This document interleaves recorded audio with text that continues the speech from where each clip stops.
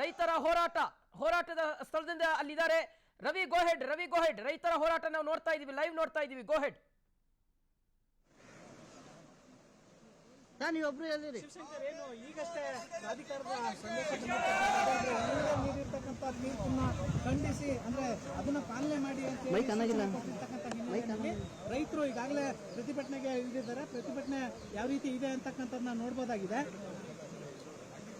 ಕಾವೇರಿ ನದಿಯ ಅಂದ್ರೆ ಶ್ರೀರಂಗಪಟ್ಟಣದಲ್ಲಿ ಇರ್ತಕ್ಕಂಥ ಶ್ರೀ ರಂಗನಾಥ ಸ್ವಾಮಿ ದೇವಸ್ಥಾನದ ಬಳಿ ಇರ್ತಕ್ಕಂಥ ಸ್ನಾನಘಟ್ಟದ ಬಳಿ ಕಾವೇರಿ ನದಿಗೆ ಇಳಿದು ಪ್ರತಿಭಟನೆಯನ್ನ ಮಾಡ್ತಾ ಇದ್ದಾರೆ. ಈ ಹಿಂದೆನೂ ರೈತರು ಹೇಳಿದ್ರು, ಪ್ರಾಧಿಕಾರ ರಚನೆ ಆದಂದಿನಿಂದಲೂ ನಮ್ಮ ರಾಜ್ಯದ ಪರವಾಗಿ ತೀರ್ಮಾನ ಬಂದಿಲ್ಲ, ಆದ್ರೆ ಈಗಲೂ ಅದೇ ನಿರೀಕ್ಷೆ ಇಟ್ಕೊಂಡಿದೀವಿ ಅಂದ್ರು. ಆ ರೈತರು ಹೇಳಿರೋ ಪ್ರಕಾರನೇ ಮತ್ತೆ ತೀರ್ಪು ಆ ಪ್ರಕಾರನೇ ಬಂದಿದೆ. ಸೊ ನದಿನಲ್ಲಿ ಇಳಿದು ಪ್ರತಿಭಟನೆ ಮಾಡ್ತಾ ಇರ್ತಕ್ಕಂಥ ರೈತರನ್ನ ನೋಡ್ತಾ ಇದ್ದೀವಿ, ಆಕ್ರೋಶವನ್ನ ವ್ಯಕ್ತಪಡಿಸ್ತಾ ಇದ್ದಾರೆ.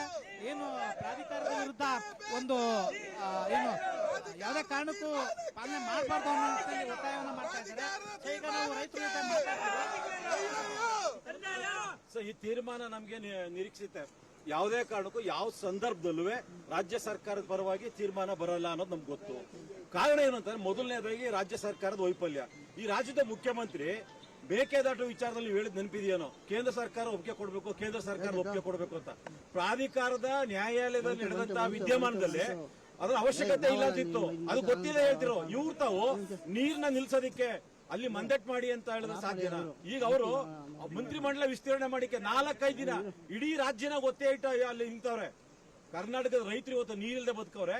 ಮುಖ್ಯಮಂತ್ರಿ ಈಗಲೂ ಹೇಳೋದು, ಹೊಸ ನಾಟಿ ಮಾಡಬೇಡಿ, ಹೊಸ ಬಿತ್ತನೆ ಹಾಕಬೇಡಿ ಅಂತ. ಸ್ವಾಮಿ, ನಿಮ್ ಕೈ ಮುಗಿದು ಕೇಳ್ಕತ್ತೀನಿ, 1 ಲಕ್ಷ ಎಕರೆಯಲ್ಲಿ ಕಬ್ಬಿದೆ, 1000 ಎಕರೆಯಲ್ಲಿ ತೋಟ ಇದೆ, ತೆಂಗು ಮತ್ತೊಂದೆಲ್ಲ. ಅದಕ್ಕೆ ಏನ್ ಮಾಡೋದು? ನೀರು ಬೆಳೆದ್ ನಿಂತಿದ್ದು, 1000 ರೂಪಾಯಿ ಇನ್ವೆಸ್ಟ್ ಮಾಡಿದೀವಿ. ಅದಕ್ಕೇನು ಅದಕ್ಕೂ ಗೊತ್ತಿಲ್ವಾ? ಇದನ್ನ ಮಂದಟ್ ಮಾಡೋದು ನೀವು ಫೈಲರ್ ಆಗಿದ್ದೀರಿ. ಜೊತೆಗೆ ಒಕ್ಕೂಟ ರಚನೆಗೆ ಧಿಕ್ಕಾರ ಹೇಳುವಂತ ತಾಕತ್ತು ತಮಿಳುನಾಡವ್ರಿಗಿದೆ. ನ್ಯಾಯಾಲಯದ ಮೇಲೂ ಪ್ರಭಾವ ಬೀರ್ತಾರೆ, ಕೇಂದ್ರದ ಮೇಲೂ ಪ್ರಭಾವ ಬೀರ್ತಾರೆ. ಆದ್ರೆ ನಮ್ಮ ರಾಜ್ಯ ಸರ್ಕಾರ, ಇಲ್ಲಿರೋ ರಾಜಕಾರಣಿಗಳು ಕಾವೇರಿ ವಿಚಾರ ಬಂದಾಗ ಅವ್ರಿಗಿದ್ದಂತ ಆಸ್ತಿ ಸ್ಥಿತಿ ಇವತ್ತು ದಿನದಿಂದ ದಿನಕ್ಕೆ ಜಾಸ್ತಿ ಆಗಿದೆ. ರೈತರು ನೀರಿಲ್ಲದೆ ಬಡತನಕ್ಕೆ ಸಿಕ್ಕಿದ್ದಾರೆ, ಆತ್ಮಹತ್ಯೆ ಮಾಡ್ಕೊತಾ ಇದ್ದಾರೆ. ಇದಕ್ಕೆಲ್ಲ ನೇರ ಕಾರಣ ನಮ್ಮನ್ನ ಆಳಿರುವಂತ ರಾಜ್ಯದ ಎಲ್ಲಾ ಸರ್ಕಾರಗಳು. ಇವತ್ತು ಏನು ಮಂತ್ರಿ ಪದವಿಗೆ ಕುಂತಿದಾರಲ್ಲ, ಇದಕ್ಕಿಂತ ಕೆಟ್ಟದಿನೊಂದಿಲ್ಲ. 40 ಜನೋ 20 ಜನೋ MLA ಮಾಡ್ಕೊಳಕ್ ಹೋಗಿ ಕುಂತಿದಿರಲ್ಲ, 1000 ಜನದ ಬದುಕಿದೆ. ಇದರಲ್ಲಿ 1000 ಜನದ ಬದುಕಿನ ಬಗ್ಗೆ ಈಗ ಲಘುವಾಗಿದ್ದಿರಲ್ಲ. ಈ ಸಂದರ್ಭದಲ್ಲಿ ಇಡೀ ರಾಜ್ಯದಲ್ಲಿ ಜನ ಹೊರಗಡೆ ಬಂದಿದ್ದಾರೆ. ಸಾಮಾನ್ಯ ಜನ ಹೊರಗಡೆ ಬರಬೇಕು ಚಳುವಳಿಗೆ ಬರಲಿಲ್ಲ ಅಂತ ಹೇಳಿದ್ರೆ, ನಮ್ಮ ತಾತ ಮುತ್ತಾತ ಅನುಭವಿಸಿದಂಥ ನೀರು, ನಾವು ಬೆಳೆದಂಥ ನೀರು ಇವತ್ತು ನಮಗಿಲ್ಲ, ನಮ್ಮ ಮುಂದಿನ ಮಕ್ಕಳಿಗಿಲ್ಲ. ಇಂಥ ಒಂದು ಅಹಿತಕರವಾದಂಥ ಸನ್ನಿವೇಶ ಬರ್ತದೆ ಅಂತ ಹೇಳಿದ್ರೆ ನಾವು ಮೌನವಾಗಿದ್ರೆ ಅರ್ಥ ಇಲ್ಲ. ಬೀದಿಗೆ ಬರಬೇಕು ಅಂತೇಳಿ ನಾನು ಬಹಳ ವಿನಯಪೂರ್ವಕವಾಗಿ ಕೇಳ್ತಿದ್ದೀನಿ. ಈಗ ಬಹಳಷ್ಟು ಸಂಘಟನೆಗಳೆಲ್ಲ ಬಂದವೆ. ಜನಸಾಮಾನ್ಯರು ಏನು ಮಾಡ್ತಾರೆ? ನೀರು ಕುಡಿಬೇಕಲ್ಲ, ನೀವು ಬನ್ನಿ ಹೊರಗಡೆ ಎಲ್ಲ, ನಿಮ್ಮ ನೇತೃತ್ವದಲ್ಲೇ ನಿಮ್ಮ ಬೀದಿಲೆ ಒಂದು ಪ್ರೊಟೆಸ್ಟ್ ಮಾಡುವಂಥದ್ದನ್ನ ಈ ರಾಜ್ಯದ ಧ್ವನಿಯಾಗಿ, ಆ ಧ್ವನಿ ಆಗಲಿಲ್ಲ ಅಂತ ಹೇಳಿದ್ರೆ ಕೇಂದ್ರ ಸರ್ಕಾರ, ಯಾವುದೇ ಸರ್ಕಾರ ಆಗ್ಬೋದು, ರಾಜ್ಯಕ್ಕೆ ಕರ್ನಾಟಕಕ್ಕೆ ಎದುರಲ್ಲ, ತಮಿಳುನಾಡವ್ರು ಇದಾರಲ್ಲ, ಒಕ್ಕೂಟದಿಂದಲೇ ಹೊರಗಡೆ ಹೊಡೈತೀವಿ ಅಂತಾರೆ.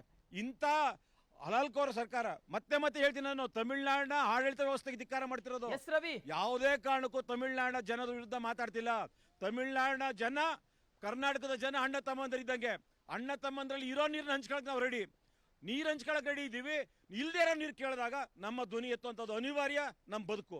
ಇದನ್ನಕ್ಕಾಗಿ ನಾವು ಹೋರಾಟ ಮಾಡ್ತಾ ಇದ್ದೀವಿ. ಈ ಹೋರಾಟ ಮುಂದಿನಿಂದಲೇ ಅತಿ ತೀವ್ರ ರೀತಿಯ ಹೋರಾಟ ಮಾಡ್ತೀವಿ. ಓಕೆ ರವಿ. ಶಿವಶಂಕರ್, ಇದು ಹೋರಾಟ ಆಗುತ್ತಾ ಅಥವಾ ರೈತರ ಹೇಳಿಕೆ ಆಗಿರ್ತಕ್ಕಂಥದ್ದು? ಓಕೆ ರವಿ, ಥ್ಯಾಂಕ್ ಯು ತಮ್ಮೆಲ್ಲ ಅಪ್ಡೇಟ್ಸ್ಗಾಗಿ.